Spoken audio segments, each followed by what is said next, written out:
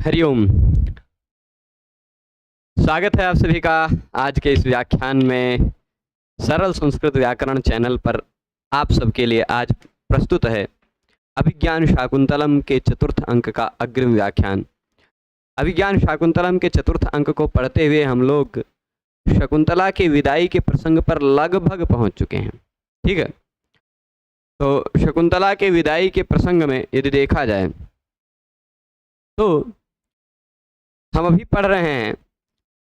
हम कहाँ पहुँचे हैं पढ़ते हुए? हमने देखा अब तक कि कण्व मंच पर पहुँचते हैं और वो पहुँच करके गाते हैं यास्यत्यद्य शकुंतलेति हृदयं संस्पृष्टमुत्कण्ठया कंठः स्तम्भितबाष्पवृत्तिकलुषश्चिन्ताजडं दर्शनम् वैक्लव्यं मम तावदीदृशमिदं स्नेहादरण्यौकसः पीड्यन्ते गृहिणः कथन्नु तनया विश्लेषदुःखैर्नवैः।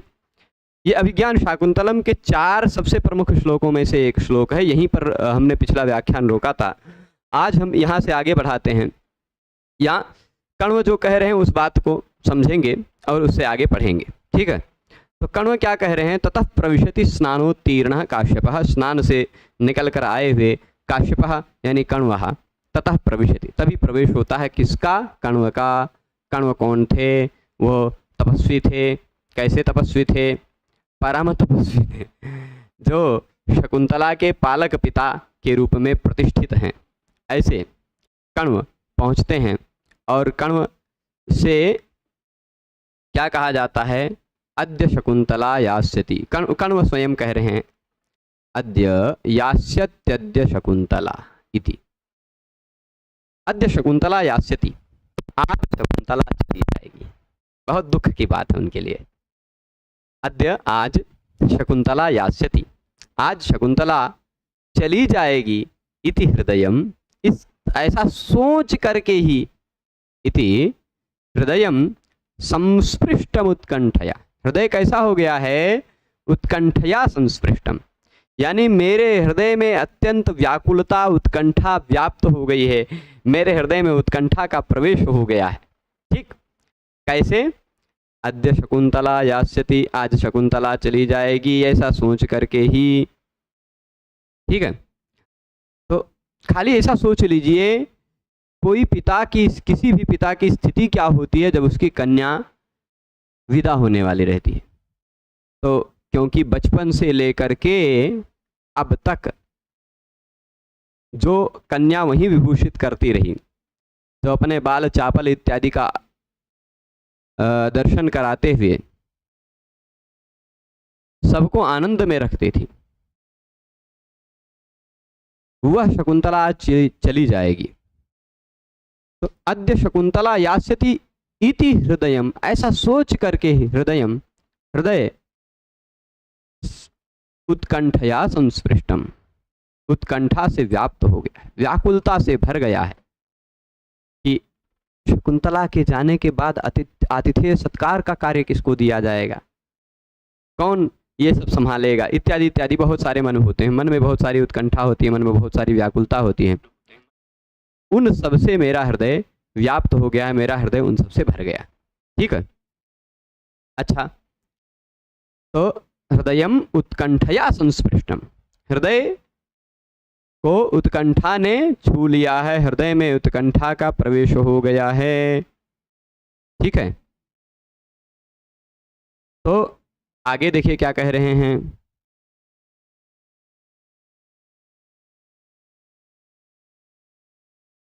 आगे, कंठः स्तंभितबाष्पवृत्तिकलुषश्चिंता जडं दर्शनम।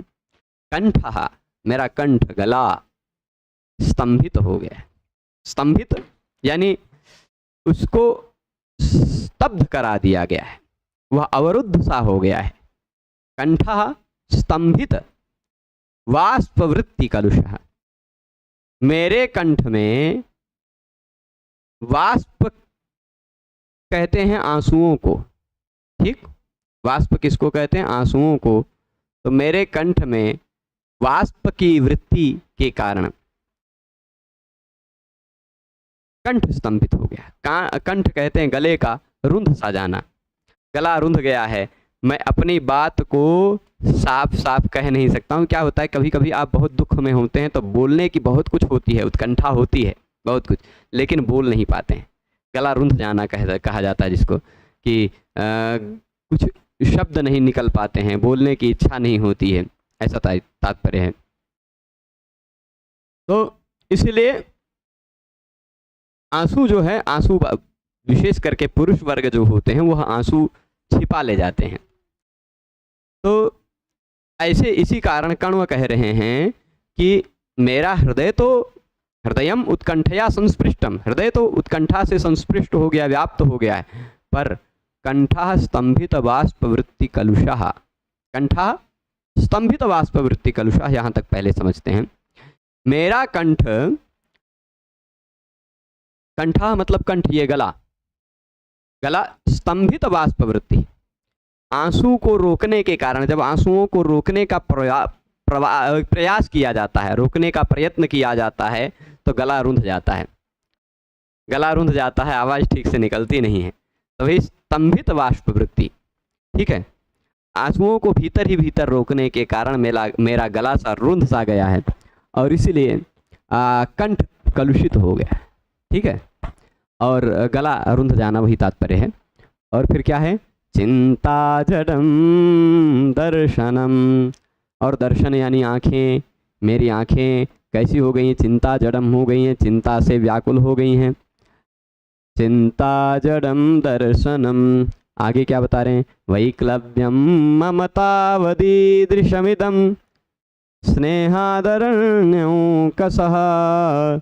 वैक्लव्यम विकलता, वैक्लव्यम का तात्पर्य क्या होता है, विकलता, मम मेरी, विकलता, हाँ हाँ, वैक्लव्यम ममतावदीदृशमिदं स्नेहादरण्यों कसः। वैक्लव्य यानी विकलता, मम तावत यदि मेरी है, विकलता यदि मेरी है, ईदृशम ऐसी, इदम यदि मेरी ऐसी विकलता हो जा रही है। ये कौन बोल रहे हैं, कण्व बोल रहे हैं, जो कि कश्यप ऋषि के पुत्र हैं, जो शकुंतला के पालक पिता हैं, असली पिता नहीं है, पालक पिता, पालन किया था केवल शकुंत वृक्ष के नीचे मिलने के कारण, शकुंत पक्षियों के द्वारा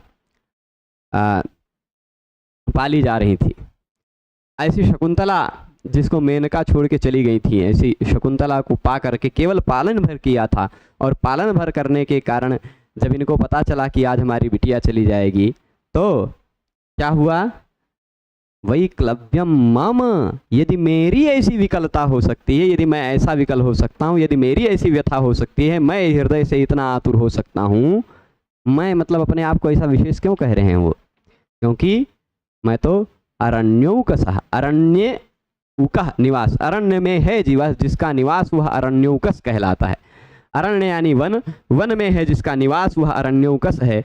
यदि अरण्य में निवास करने वाले व्यक्ति का, ममतावत मेरे जैसे व्यक्ति का, ईदृशम ऐसा, यह ऐसी यह विकलता यदि मुझ जैसे व्यक्ति की हो सकती है, जो जंगल में रहता है, जो घर में तो रहता नहीं, जो है नहीं, जिसकी पत्नी है नहीं, सही बात है, उनकी स्वयं की पुत्री तो थी नहीं, वह केवल पालक पिता थे, उनकी पत्नी भी नहीं थी, उनका और कोई संतान नहीं था, वो तो सन्यासी थे।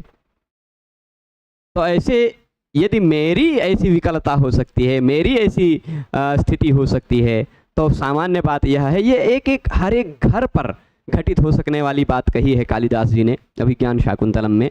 कहा है कि गृहिणः कथम न पीड्यन्ते, यदि जंगल में निवास करने वाले मुझ जैसे स्थिति, मुझ जैसे व्यक्ति की, जो केवल शाश्वत ब्रह्म में स्थित है, जो केवल तपस्या में तत्पर है, जो केवल पढ़ने पढ़ाने में तत्पर है, 10,000 लोगों को कम से कम अपने पास रख करके भोजन पानी की व्यवस्था करा के तब पढ़ाते थे, ऐसे व्यक्ति को ही कुलपति कहा गया है। मुनि नाम 10,000 योन्न पानादि योजनात् अध्यापयत विप्रशिरसौ कुलपति स्मृतः।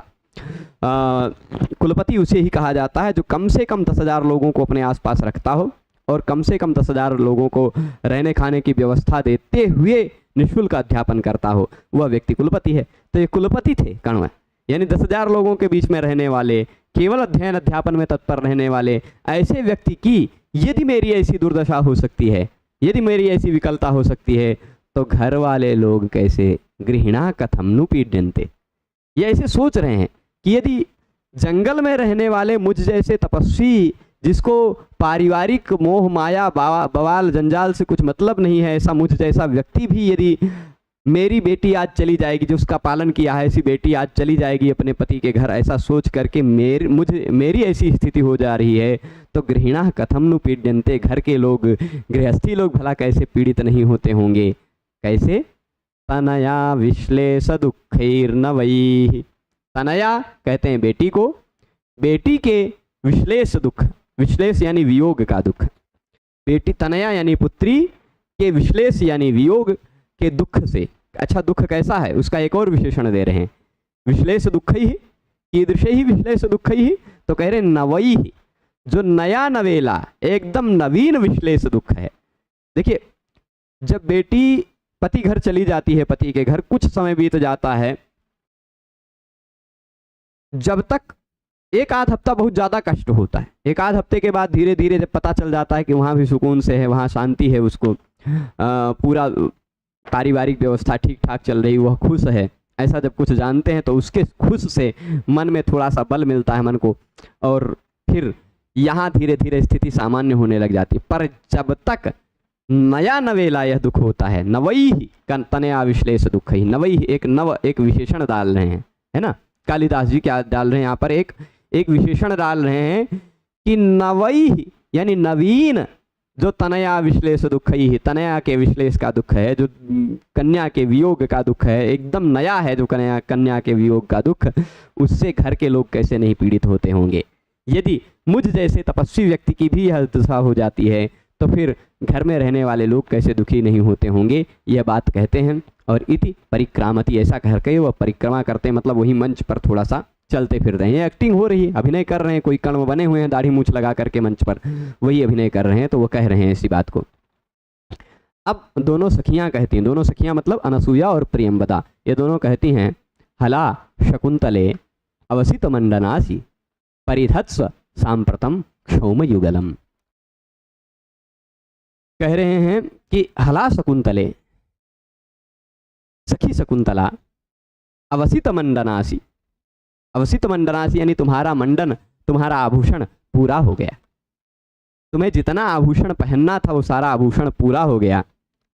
परिधत्स्व सांप्रतम क्षौम युगलम, अब जो रेशमी वस्त्रों का जोड़ा है, रेशमी वस्त्रों का जो जोड़ा है, क्षौम, जो अभी पिछले 1-2 व्याख्यान में शायद देखा हो, तो आपने जब कण्व ने कहा था कि आप जाओ, अपने तपस्वी शिष्यों से कहा कि जाओ वृक्षों से मांग लो शकुंतला के लिए कुछ फूल इत्यादि, कि शकुंतला को पति के घर जाना है तो उसको सजाने के लिए कुछ फूल इत्यादि मांग लाओ वृक्षों से, ऐसा जब कण्व ने कहा था, तो कण्व के इस कथन पर उनके शिष्य गए तो लेने फूल इत्यादि वृक्षों से, लेकिन क्षौमं केनचिदिन्दु पांडु तरुणा मांगल्यमाविष्कृतम, ये वाला श्लोक पढ़ा था अभी कुछ 1-2 श्लोक पहले ही आया होगा, ये रहा, है ना, ये 5वां। तो केनचित तरुणा, किसी वृक्ष ने क्षौम दिया था, किसी वृक्ष ने आलता दे दिया था लगाने के लिए, और कुछ वृक्षों ने तो मानो उन वृक्षों में से ही स्वयं वन देवी के हाथ निकले और उन वृक्षों ने आभूषण दे दिया। दत्तान्याभरणानि तत्किसलयोद्भेद प्रतिद्वंदी भी, इस श्लोक में हमने बात पढ़ी थी। तो वो जो आभूषण इत्यादि मिले थे उसको आभूषण इत्यादि पहना दिया गया है। क्षौम जो तुम्हें मिला है, रेशमी वस्त्रों का जो जोड़ा मिला है, उस जोड़े को भी पहन लो, ठीक। परिधत्स्व सांप्रतम क्षौम युगलम, ऊपर से कुछ डालने वाला होगा दुपट्टा टाइप का, उसको भी धारण कर लो, ठीक है। तो शकुंतला उत्थाय परिधत्ते, शकुंतला उठ करके उसको धारण करती है, पहन लेती है, परिधान कर लेती है। अब गौतमी बोलेंगी इसके बाद, गौतमी क्या बोलेंगी, जाते जाते मतलब बेटी, एषते आनंद परिवाहिना चक्षुषा परिष्वजमान इव गुरुरुपस्थितः आचारम तावत् प्रतिपद्यस्व। ये बात गौतमी बोल रही हैं। गौतमी कौन है? उन्हीं आश्रम की एक पालिका हैं, जो देखभाल करती थी सभी छात्र छात्राओं की, ठीक है। कण्व के द्वारा बनाई गई उनकी भगिनी, कण्व की बहन है गौतमी। तो गौतमी कह रही हैं कि हे जाते, हे कन्ये, हे बेटी, एषते आनंद परिवाहिणा चक्षुषा। आनंद परिवाहिणा चक्षुषा मतलब आनंद भरे हुए चक्षुषा, आंखों से। ये देखो तुम्हारे आनंद भरे हुए आंखों से तुम्हें मानो आलिंगित से कर रहे, मतलब स्नेह भरे हुई आंखों से ही मानो तुम्हें परिष्वजन कर रहे हैं, आलिंगन कर रहे हैं, चूम रहे हैं अपनी आंखों से ही। ऐसे इव गुरु उपस्थित, ऐसे तुम्हारे गुरुजन यहाँ उपस्थित हो गए हैं, यानी कण्व जी उपस्थित हो गए हैं मंच पर, तुम्हारे बीच में, तुम्हारे आसपास आ गए हैं कण्व जी। तो आचारम तावत प्रतिपद्यस्व, तुम्हें जो आचरण करना है वह प्रतिपद्यस्व, ठीक। आचारम तावत प्रतिपद्यस्व, आचार का तुम पालन करो, जब अब तक तुम्हें जो आचरण करना है, जो तुम्हें करना चाहिए वह करो, मतलब अब गुरुजन आ गए हैं तो प्रणाम करो, ठीक है। तो उनको प्रणाम करो। आचारम तावत प्रतिपद्यस्व यानी आचार का प्रतिपादन करो, प्रणाम करो। अब देखिए लोक में बहुत सारी ऐसी प्रथाएं चल रही। हाँ अब चुप रहो, मुझे पढ़ाने दो, ठीक है। तो ये कह रहे हैं आचारम तावत प्रतिपद्यस्व यानी आचार का आचार को ग्रहण करो, ठीक है। आचार को ग्रहण करो यानी तुम्हें जो आचार करना चाहिए, तुम्हारे गुरुजन अगर यहाँ उपस्थित हैं यानी उनको प्रणाम करना चाहिए। आजकल के समय में एक बहुत विचित्र परंपरा चल रही है, लोगों को यह माना जाता है, अच्छी बात है, अच्छा भाव है, कि कन्याएं अपने पिता को, अपने और गुरुजनों को प्रणाम नहीं करती, खाली इसे क्या कर देती हैं, नमस्ते, हथवा जोड़ देंगी, बस उतने से ही अभिवादन की। पर अभिवादन की अलग अलग परंपराएं शास्त्रों में वर्णित हैं, उसके अनुसार अपने से बड़ों को प्रणाम करना चाहिए, विशेष करके सबको तो नहीं, पर माता पिता को तो अवश्य प्रणाम करना चाहिए, गुरुजनों को तो अवश्य प्रणाम करना चाहिए, चरण स्पर्श करके, ठीक है। हाँ कहीं कहीं विशेष परिस्थितियों में निषेध है, पर सामान्य रूप से ऐसा निषेध नहीं है। तो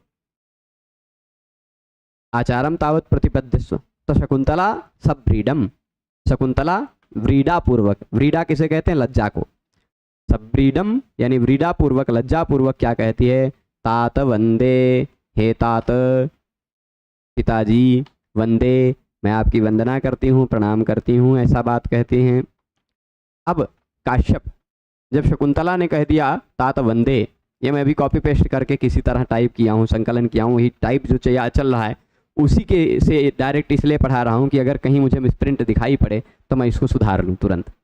तो काश्यप बोलेंगे, कण्व बोलेंगे, वत्से ययाते रिवसर्मिष्ठा भर्तुर्बहुमता भव, सुतं त्वमपि सम्राजं सेवपूर्वमवाप्नुहि।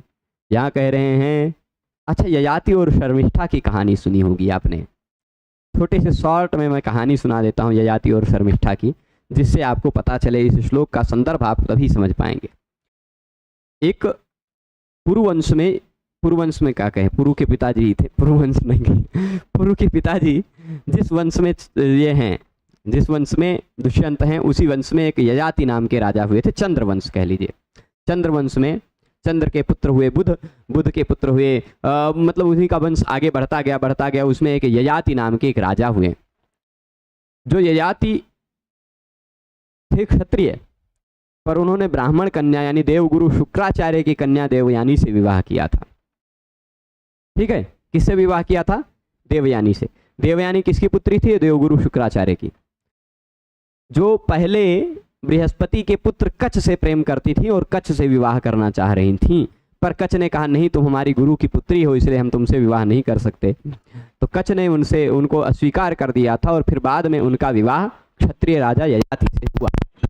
अच्छा, विवाह से पहले की घटना ऐसी होती है कि एक बार ये क्योंकि गुरु की कन्या थी देवयानी, और राक्षसों के एक राजा थे वृषपर्वा, राक्षस राज वृषपर्वा, उनकी पुत्री थी शर्मिष्ठा। ये सब एक नदी में नहा रही थी, शर्मिष्ठा, देवयानी इत्यादि और कुछ कन्याएं थी सखियों के साथ, वो राजकुमारी थी, उनके साथ और कुछ सखियां भी थीं, देवयानी भी थी। जल्दी जल्दी में कुछ लोगों को आते हुए देख करके भ्रमवश जल्दी जल्दी में भाग करके गलती से शर्मिष्ठा को जो कपड़ा पहनना था राजकुमारी को, वह कपड़ा देवयानी पहन लेती है जल्दी से। तो शर्मिष्ठा उसी के चलते गुस्से में आ जाती हैं, झगड़ा करती हैं देवयानी से कि गुरु पुत्री हो, ब्राह्मण पुत्री होकर ऐसी तुम बहुत दुस्साहस कर रही हो, राजकुमारी बनना चाह रही हो। ऐसा कह करके घनघोर अपमान करके मार के कुएं में फेंक देती है। और वह कुएं में पड़ी रहती हैं, उनको पुरु बचा लेते हैं। कौन बचा लेते हैं? पुरु। पुरु नहीं, ययाति बचाते हैं। ययाति बचाते हैं, दाहिना हाथ पकड़ करके उनको निकालते हैं। फिर ययाति से ही उनका विवाह भी हो जाता है। ययाति के साथ शुक्राचार्य जब विवाह कर रहे होते हैं तो देवयानी एक गजब मांग कर लेती हैं कि शर्मिष्ठा ने मेरा अपमान किया है, गलती से मैंने इसका कपड़ा क्या पहन लिया, इसने मेरा अपमान किया है, तो अब यदि ये मेरी दासी बन के जाएगी तभी मैं विवाह करूंगी, नहीं तो नहीं करूंगी। मतलब ऐसी जिद्दी देवयानी कि देवयानी ने राजकुमारी को अपनी दासी बना लिया और वो खुद राजपत्नी बन गई। ठीक है, तो अब क्योंकि शर्मिष्ठा तो थी राजकुमारी, राजसी ठाठवाद में पली बढ़ी, और देवयानी थी गुरु कुमारी, शुक्राचार्य की पुत्री। ये दोनों आ गई ययाति के साथ विवाह करके। केवल विवाह हुआ देवयानी से, शर्मिष्ठा दासी बनकर आ गई। गुरु जी के कहने के कारण राक्षस राज विश्वकर्मा मना नहीं कर पाए और अपनी बेटी को वो दासी बनाकर भेज दिए। पर संयोग से कुछ दिन दासी के रूप में रहते क्योंकि राजकुमारी थी, वह सुंदर थी, तो ययाति को वो ज्यादा पसंद आ गई दासी। और ययाति ने फिर बाद में उससे भी विवाह कर लिया, शर्मिष्ठा से भी। और देवयानी और शर्मिष्ठा, इन दोनों में से शर्मिष्ठा ज्यादा प्रिय हुई उनको। बाद में विवाह किया शर्मिष्ठा से ही और ज्यादा प्रिय हुई शर्मिष्ठा ही, देवयानी नहीं। थोड़ी सी स्वभाव की विचित्र स्वभाव की थी देवयानी। तो इस कारण से यहाँ कह रहे हैं कि जिस तरह ययाति को उनकी पत्नी शर्मिष्ठा ज्यादा प्रिय हुई, वैसे तुम भी अपने पति को सबसे ज्यादा प्रिय बनो। भर्तुर बहुमता भव। भर्तु यानी पति को, बहुमता बहुत तुम्हारे पति तुम्हें सम्मानित दृष्टि से देखें, तुम्हें बहुत प्रेम करें, बहुत माने, बहुत सम्मान करें, ऐसे तुम बहुमता हो। ठीक, जैसे ययाति को शर्मिष्ठा उनकी बहुमता हुई। अच्छा, ययाति को 6 बेटे हुए थे, देवयानी के गर्भ से 2 ही बेटे हुए, और शर्मिष्ठा के विवाह गर्भ से 4 बेटे हुए। पर जब देवयानी को पता चला, देवयानी को जब पता चला कि ये तो हमसे ज़्यादा शर्मिष्ठा से ही, दासी से ही प्रेम करने लगे हैं, तो देवयानी ने क्या किया, शुक्राचार्य से शिकायत कर दी, जिसके चलते शुक्राचार्य ने उनको, ययाति को बूढ़ा होने का शाप दे दिया गुस्से में आकर। लेकिन फिर देवयानी ने ही मनाया कि आपने हमारे पति को ही बूढ़ा कर दिया। तो फिर वापस उन्होंने कहा कि अब शाप तो बेकार होगा नहीं, कोई एक बेटा यदि अपनी जवानी दे दे और खुद बूढ़ा हो जाए तो वो जवान हो जाएंगे और बेटा बूढ़ा हो जाएगा, ऐसा हो सकता है। तो उस पर सभी बेटों ने नहीं माना था, 5 लोगों ने नहीं माना था। पुरु एक पुत्र था जिसने मान लिया था, जिसके कारण पुरु को वरदान दिया कि अब तुम्हारे ही वंश में चक्रवर्ती राजागण होंगे, ये 5 के वंश में कोई राजा होगा ही नहीं इस धरती का। उन्हीं 5 में थे एक यदु वंश में ही थे श्री कृष्ण भगवान, वो भी इसी कारण इस धरती के राजा नहीं बने, नई धरती ही बनवा ली इन्होंने तो द्वारिका में, उस शाप की मर्यादा को रखते हुए। तो चलिए फिलहाल अब यहाँ पे आते हैं। तो वहाँ क्या था, ययातेरिव शर्मिष्ठा, जैसे ययाति को शर्मिष्ठा बहुत प्रिय थी, वैसे तुम भी भर्तुर बहुमता भव, तुम भी अपने भर्ता के लिए, तुम भी अपने पति के लिए बहुमता हो, बहुत सम्मान की दृष्टि से देखने योग्य बनो। तुम्हें भी तुम्हारे पति बहुत सम्मान करें। और सुतम त्वमपि सम्राजम, यहाँ संराजम थोड़ा सा गड़बड़ हो गया, मैं इसीलिए कहा था कि ये थोड़ा सा, कोई दिक्कत नहीं। सुतम त्वमपि सम्राजम, यहाँ सम और राज जो है ना, मो राज समः क्वौ, ये सूत्र लगेगा। सम्राजम, ये थोड़ा सा हलंत करते हैं तो फ़ॉन्ट बदल जाता है। सुतम त्वमपि सम्राजम सेवपूर्वमवाप्नुहि।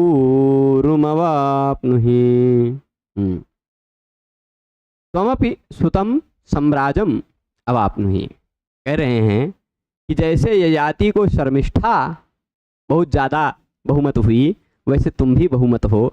और त्वमपि सुतम, तुम भी पुत्र को उसी तरह प्राप्त करो। सा इव, सेव मही, यहाँ क्या सेब वाला सेब, संतरा वाला सेब नहीं है। सेव मतलब जैसे उस शर्मिष्ठा ने एक पुत्र को प्राप्त किया था, वैसे त्वमपि, तुम भी सम्राजम सुतम, सम्राट पुत्र को प्राप्त करो।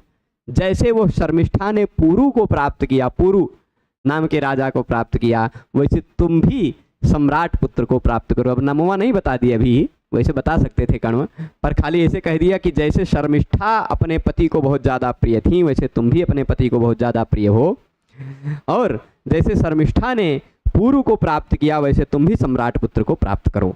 यह आशीर्वाद दिया काश्यप ने, यानी काश्यप यानी कण्व महर्षि ने।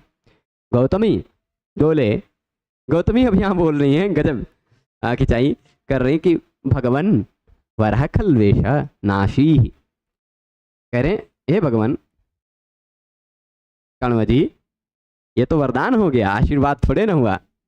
वरदान और आशीर्वाद में मतलब देवतागण खुश होकर कुछ बड़ा वरदान देते हैं, वो बड़ा जो कह देते हैं वो वरदान हो जाता है। और आशीर्वाद क्या होता है? आशीर्वाद दिया जाता है आयुष्मान, आयुष्मती भव इत्यादि इत्यादि। अरे तो ये वरदान तो हुआ नहीं, ये वरदान हो गया, आशीर्वाद तो हुआ नहीं। तो काश्यप फिर से कहते हैं वत्से इतः सद्यो हुताग्नीन प्रदक्षिणी कुरुष्व। वत्से इतः पुनः हुताग्नीन प्रदक्षिणी कुरुष्व। तो ये कह रहे हैं कि काश्यप कहेंगे कि वत्से बेटी, इतः सद्यो हुताग्नीन प्रदक्षिणी कुरुष्व। इतः यानी यहीं पास में जो सद्यो हुतान अग्निन, अभी अभी जिनमें हवन किया गया है, ऐसे अग्नि की प्रदक्षिणा कर लो। क्योंकि सुबह सुबह की ही बात है, सुबह सुबह अभी जो हवन हुआ, अभी अभी जो हवन हुआ संपन्न हुआ, उस हवन सद्योहुत अग्नि की प्रदक्षिणा कर लो, परिक्रमा कर लो। अच्छा, शादी विवाह में होता है, विदाई के समय में भी घर को कुएं की, अग्नि की इत्यादि की परिक्रमा करके तब विदाई होती है ना। तो सद्योहुतान अग्निन प्रदक्षिणी कुरुस्व। सद्योहुत कैसे अग्नि को प्रदक्षिणा करनी है? जिसमें अभी अभी तुरंत हवन हुई है, तुरंत अभी अभी यज्ञ हुआ है, ऐसे अग्नि की प्रदक्षिणा कर लो, फिर उसके बाद जाओ। तो केवल वत्साही थोड़े ना प्रदक्षिणा करेगी, सर्वे परिक्रामंती, सभी लोग उस अग्नि देवता की परिक्रमा करते हैं। तो काश्यप, अब काश्यप यानी कण्व जी ऋक्छंदसा शास्ते, ऋक्छंदसा यानी ऋग्वेद के छंद से, आशास्ते ऋग्वेद के छंद से आशीर्वाद देते हुए कहेंगे, ये ऋक्छंदसा आशास्ते, ऋग्वेद के छंद का प्रयोग करते हुए आशीर्वाद दे रहे हैं। यहाँ थोड़ा सा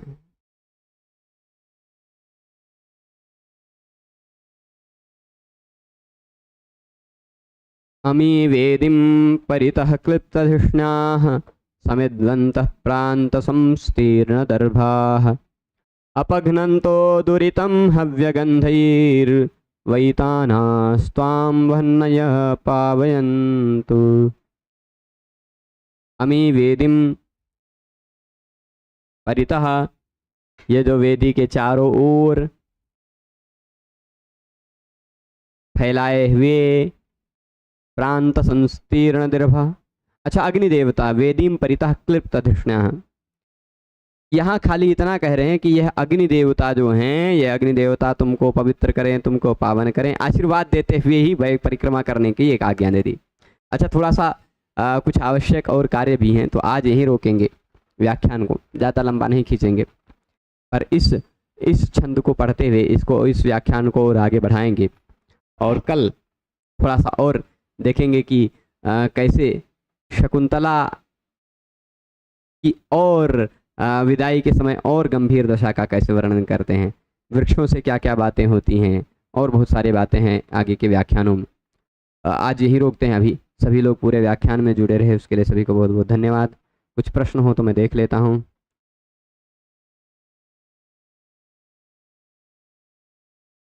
कश्यप वही भरत जहाँ मिले? नहीं, वो नहीं है। काश्यप ये कण्व ऋषि हैं। इस बार के नेट के क्वेश्चन ड्रॉप नहीं हुए, ये बात कही है, सही बात है। ये तो एनटीए वालों ने धोखा दिया ही है, गलत किया है। एक तो इतना बड़ा सा पाठ्यक्रम रखते हैं और उस पाठ्यक्रम में कहीं भी ऐसा लिखा नहीं है पाठ्यक्रम में कि भाई पैराग्राफ पूछा जाएगा, पैराग्राफ से 10 क्वेश्चन आएंगे, ऐसा कहीं लिखा नहीं है, पर नया एक ट्रेंड चलाया, उसके आधार पर प्रश्न पूछ रहे हैं। तो नए ट्रेंड में उसके आधार पर प्रश्न पूछने की उनको छूट है, पूछे भाई, पर सिलेबस से तो पूछें।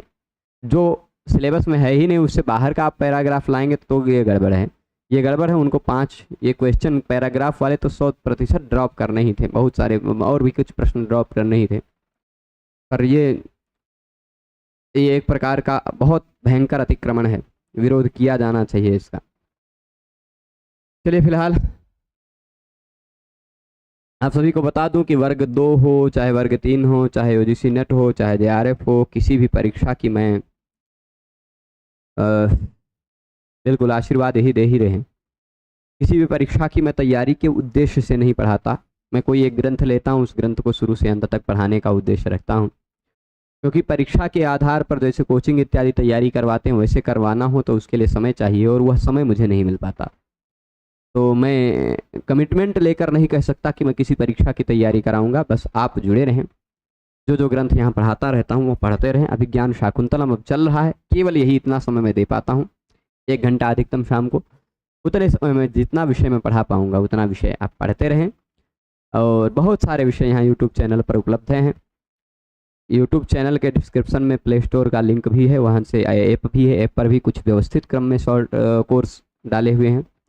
सरल संस्कृत व्याकरण एक वेबसाइट भी है, सरलसंस्कृतव्याकरण.com, उसका भी लिंक डिस्क्रिप्शन में है, वहाँ पर भी बहुत सारे क्लास अभी डाले जा रहे हैं, धीरे धीरे व्यवस्थित क्रम से उसको भी हो जाएगा। वेबसाइट अभी भी डेवलपिंग में है, 3-4 दिनों से उस पर कुछ काम चल रहा है, तो वो भी हो जाएगा धीरे धीरे। और उसके साथ साथ टेलीग्राम पर तो अपना सब कुछ निःशुल्क है ही, यहाँ भी निःशुल्क है ही, वेबसाइट पर भी निःशुल्क ही है। हाँ, थोड़ी सी ये है कि वेबसाइट के लिए भी कुछ खर्चा करना पड़ता है, ऐप के लिए भी कुछ खर्चा करना पड़ता है, तो वो सब उतना खाली आ जाए, इसलिए सामान्य प्ले स्टोर वाले ऐप, प्ले स्टोर पर नहीं, जो ऐप प्ले स्टोर से डिलीस्ट हो गया है, तो वो जो ऐप का ड्राइव लिंक डाला हूँ वहाँ से ला करके आप डाउनलोड कर लेंगे, तो वहाँ कुछ सामान्य शुल्क है, उतना कम शुल्क में और कहीं भारत में नहीं मिलेगा, ये मुझे पता है। चलिए, कतिवादनतः सायन्नववादनतः कक्षा प्रचलति, इतोपि सार्धपञ्चवादने सायं प्रत्यहं लघुसिद्धान्तकौमुदी पाठ्यते। तस्मात् मन्ये आरभ्य सरलसंस्कृतव्याकरण इति नामके आमुखपटले, आमुखपटल पृष्ठं भवति, तत्र सरलसंस्कृतव्याकरण इति नामके, तत्र पुनः प्रथमात् व्याख्यानादारभ्य लघुसिद्धान्तकौमुद्याः प्रसारणं श्वः आरभ्य भविता। तस्यापि प्रयत्नः इदानीं क्रियमाणः वर्तते, तदेव सम्पादनीयमस्ति, तत्सम्पाद्य पुनः अद्य व्याख्यानम् एतावदेव व्याख्यानं समापयामि। नमो नमः सर्वेभ्यः, पुनः श्वः मिलामः, धन्यवादाः।